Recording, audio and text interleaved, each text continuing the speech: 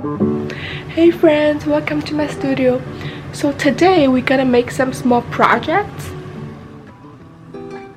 So for this door, we're gonna change the wreath. I love this one, but it has been here for so long, so we need to change that. And also we need some cushions here for a bed. Okay, let's get started.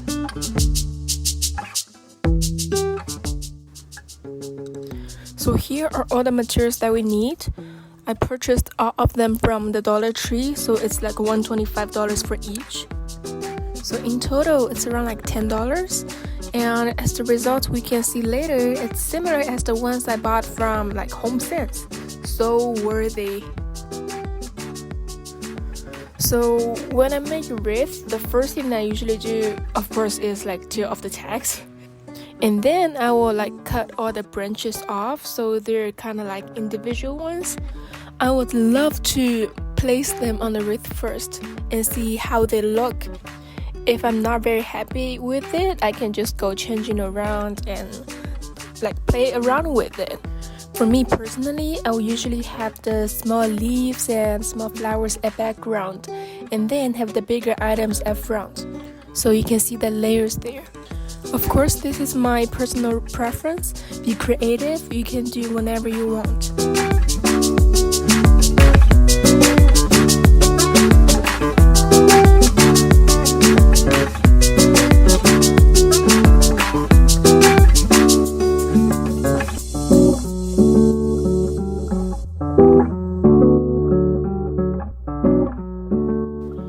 After everything settled down and I decide that's the final look I want, instead of taking all the flowers and leaves off, I would choose to take half of them off first.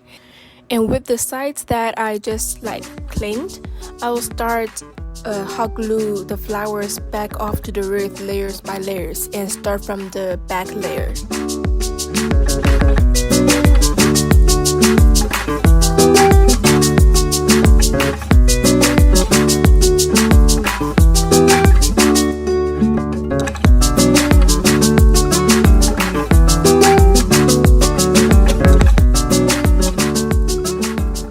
For this project, I also used the string to wrap around the wreath at the bottom area.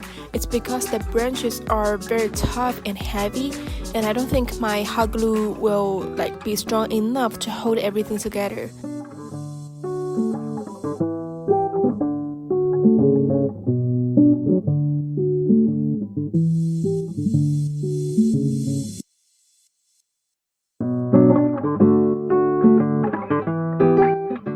For hiding the bottom messy area, I used a pine cone here, and also big flowers or big leaves will be a good options too.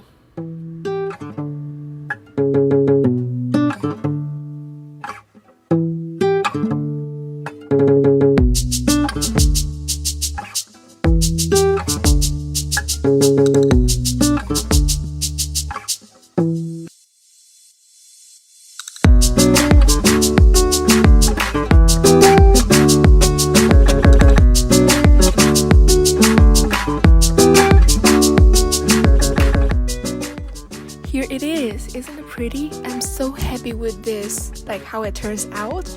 It's so beautiful.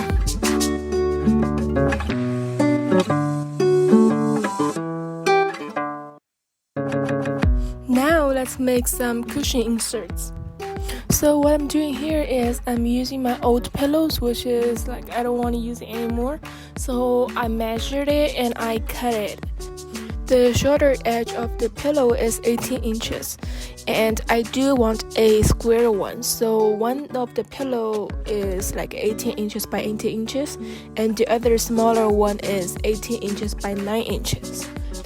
It is kind of hard to like measure on a curvy pillow, so what I did is I measured on the edge and I cut and just tear it apart and cut the other end of the edge.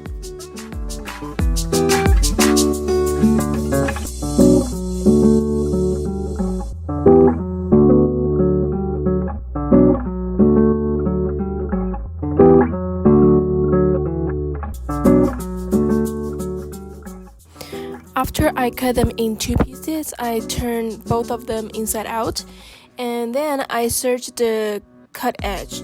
I left a closure at that edge so I can insert the polyester like fillings back. After the serging, I turn them back to like the regular side out, and then I start putting the polyester fillings back to the pillows. And since I've been using my pillows for quite a long time, so the fillings are stiffed already, what I did is I kind of make it like fluffy again by just pulling it apart.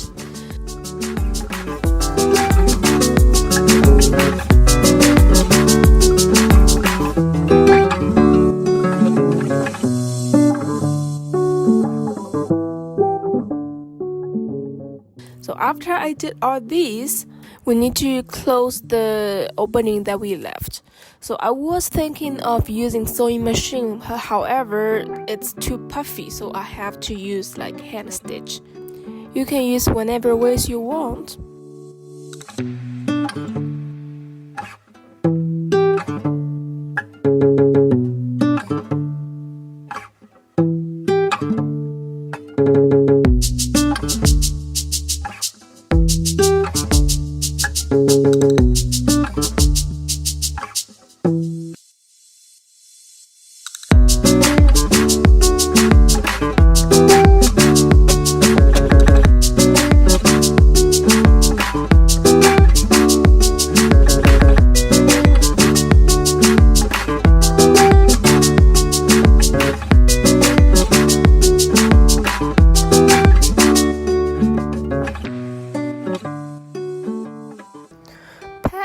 Pat, make it puffy.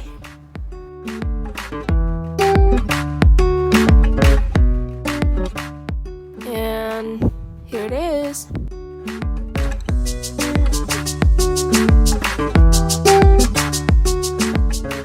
Okay, next, let's make the cover for the cushions. So the first thing I did is measuring the pillows. And since I just made it, I kind of know the measurements already. It's 18 by 18 and 18 by 9. So for making the covers, the secret of make it snug and tight as the ones that you can purchase from store is for the cover fabric, you actually make it 1/2 inch smaller at each side. So the cover is actually slightly smaller than the fillings.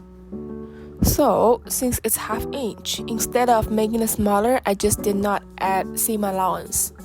So I decided to cut 4 pieces of 18 by 18 inches in brown fabric and 4 pieces of 18 by 9 inches in orange fabric.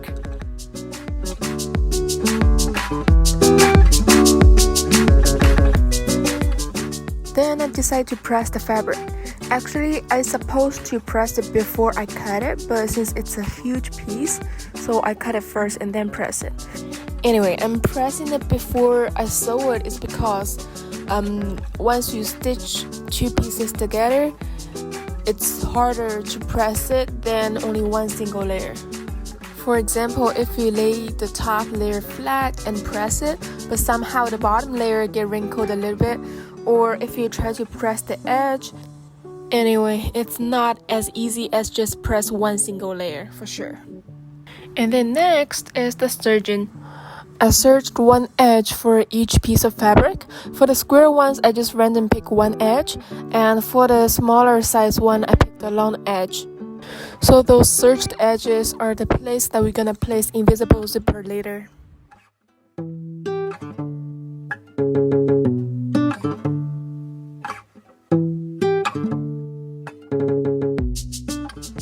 For attaching the invisible zipper, so the first thing I did is I laid 2 pieces of fabrics right side to right side and measured 3/4 of an inch from the edge and make a notch on that. So this notch is the guide of zipper opening. This is the little trick that you can use if you have same problem as mine, which is usually after I sew the zipper, after I close it, and the fabric usually have different length each side and they never matches.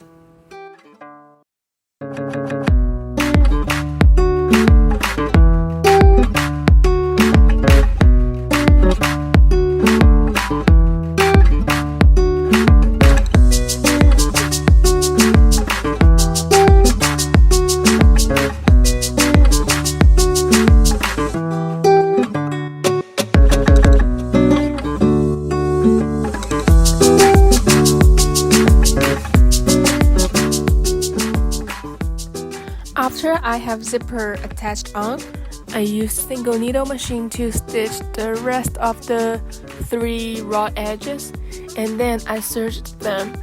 So there are people asking me saying, you will not be able to see those raw edges. They're inside. Like, what's the purpose of serge them? So the reason I would like to serge them is because I'm worried about fraying. So these pillow covers that I made are detachable, right? So after a few months, I would like to wash them.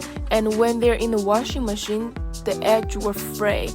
And once they fray to a certain point, it will be really close to the stitching line, right? So if it keeps fraying, the stitch won't be strong enough to hold the whole thing together anymore. And then the pillowcase will break.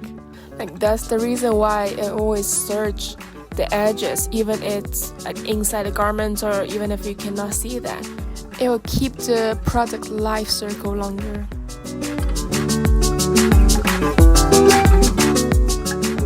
After we finish this one, we repeat the whole process 3 more times so we can get 3 more pillowcases and put them on the pillow insert that we just made.